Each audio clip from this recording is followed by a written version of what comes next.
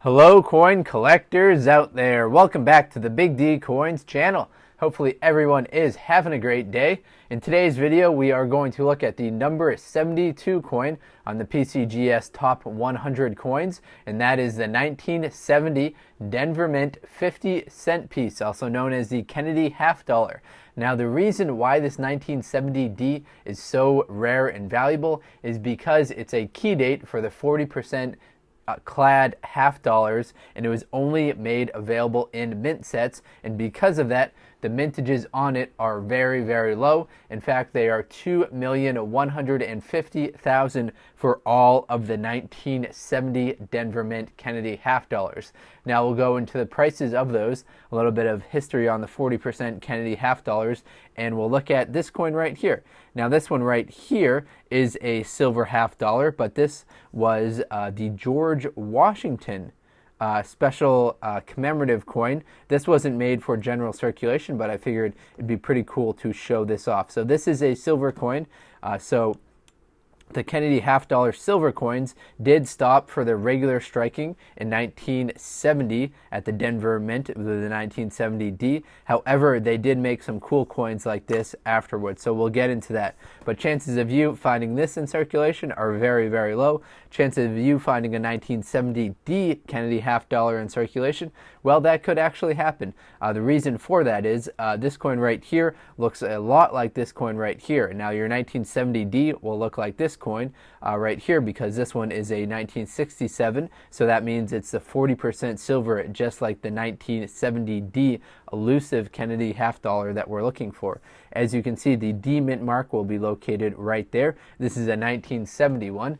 Now unfortunately the 1971 Kennedy half dollars aren't rare or valuable at all. These are quite plentiful in circulation. As far as the mintage go, for the 1971D, this one right here, 302 million of them were made. Guess how many were made for the 1970D? Just 2,150,000, as I mentioned. So we went from 2 million one year to 302 million the next year at the Denver Mint. So here's some commentary from PCGS about the 1970D. Now you really need to keep your eye out for this coin. The 1970D Kennedy half dollar was only sold in mint sets from that year. Just over 2 million coins were sold, making it the lowest mintage business strike Kennedy half dollars from 1964 until 2005. The 2006 mintages were slightly lower. The issue price of the 1970 mint sets was about $2.50. Each 1970 mint set contains 10 coins with a face value of $1.33. Tens of thousands of sets have been opened primarily to retrieve the 1970 Kennedy half dollar.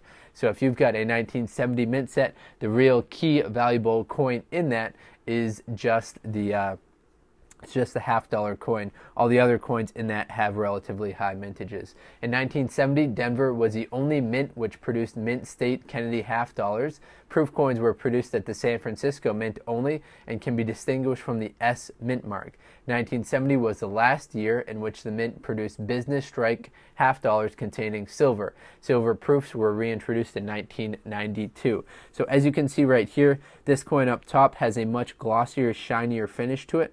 It's got a cameo finish to it, meaning that it's kind of like a mirror, so you can see your reflection. You can see myself a little bit in there. So this is a proof finish to it. This regular finish right here is just what's known as the business class strike coin. So the business class strike finish doesn't have to do with the actual metal content of the coin. As you can see, the one on the right here is a silver coin, but it still has that same finish to it. All right, now let's get into the value of these guys. As far as the higher value coins, PCGS has graded a lot of them at a mint state 64 and mint state 65. In fact, they've graded 2,240 of them at a mint state 64 and 3,714 of them at a mint state 65. Now, as far as the price cutoff goes for you getting it worth, having it worth your grading, is going to be that mint state 65. Because a mint state 64, that's only worth about $27, and it will cost you about $30 to get your coin graded. whereas a mint state 65, that's going to be worth about $55 according to PCGS. Now, these 1970 Denver mints are selling on eBay right now in their raw condition. Now, the raw condition of a coin is important to differentiate between when I say the PCGS graded prices. Now, a coin that's graded by a coin grading agency like PCGS or NGC, that's going to be worth a lot more money because it has been authenticated. If you see a raw coin, that means it's a coin just like this that someone is selling without it being graded. So you're just kind of taking the person's word for the grade, or a lot of times when you buy a coin on eBay, they won't really tell you what grade it's in. They'll just show you a picture of it and say, hey, take a look at the pictures yourself. If that interests you, you can buy it, but I'm not going to offer an opinion on the grade of the coin. Now, I should point out, in case you guys aren't aware, the key reason, or the easiest way you can differentiate between the Kennedy half dollars, which have silver and which don't, is by flipping it over on its side. So the one on the right, this is a 40% silver, so you can see that there's no copper showing through. The 1971 D on the left, that's got copper showing through.